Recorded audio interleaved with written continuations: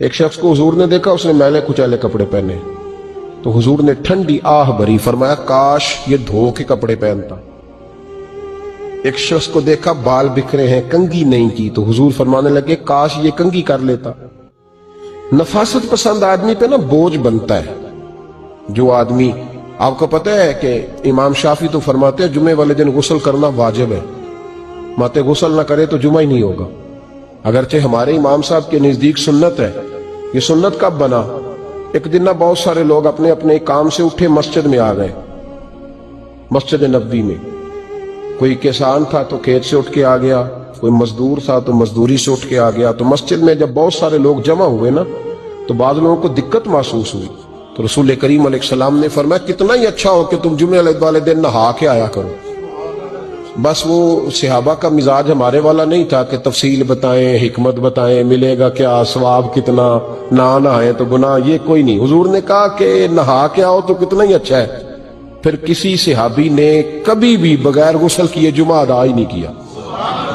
کسی نے بغیر غسل کے کبھی جمعہ ادا ہی نہیں کیا نا۔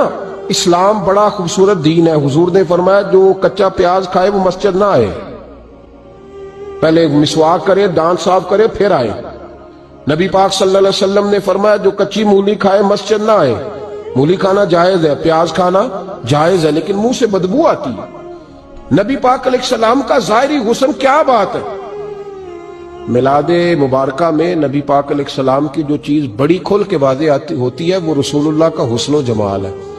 آپ کی والدہ سیدہ طیبہ طاہرہ حضرت سیدہ آمنہ رضی اللہ تعالیٰ، اماں جی کہتی ہیں کہ میرے محبوب جب میرے بطن اقدس میں آئے تو جو تکالیف عورتوں کو ہوتی ہے مجھے ان میں سے کوئی تکلیف بھی نہیں ہوئی، اور اماں جی کہتی ہیں مجھے کبھی کوئی ثقل، کوئی بوجھ محسوس نہیں ہوا، اور فرماتی ہیں کہ جو ولادت کے وقت لوگوں کو، عورتوں کو تکلیف ہوتی ہے مجھے وہ بھی نہیں ہوئی، اور فرماتی ہیں کہ نبی کریم علیہ السلام پیدا ہوئے تو ہمیں حضور علیہ السلام کی ناف کو کاٹنا نہیں پڑا، ناف بریدہ پیدا ہوئے، ختنہ شدہ پیدا ہوئے۔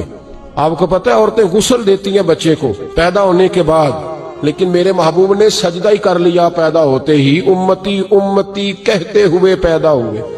حق نے فرمایا کہ بخشا الصلاۃ والسلام، اور پہلے سجدے پر روز ازل سے درود۔ میرے امام فاضل بریلوی کا جو انداز تکلم ہے نا اس کی بھی حد ہی کوئی نہیں، کوئی حد ہی نہیں، کہاں تک ان کی محبت جاتی۔ کہنے لگے پہلے سجدے پہ روز ازل سے درود، یادگاری یہ امت پہ لاکھوں سلام، یادگاری یہ امت پہ لاکھوں سلام۔ بتائیے بغیر وضو کے، بغیر غسل کے سجدہ ہو جاتا ہے؟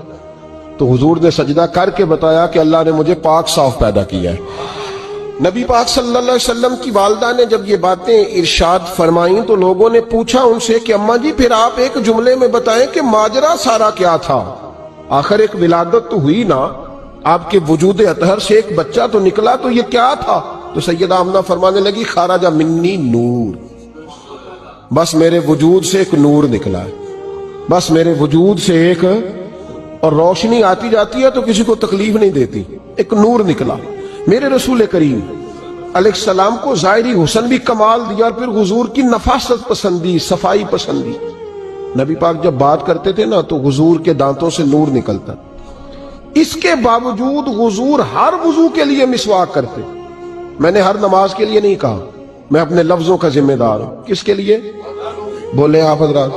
ہر وضو کے لیے، یعنی اگر نبی پاک نے وضو نماز کے لیے کیا تب بھی مسواک کی، اور اگر قرآن شریف کی تلاوت کے لیے کیا تو پھر بھی مسواک کی، کسی اور موقع کے لیے وضو فرمایا تو پھر بھی مسواک کی۔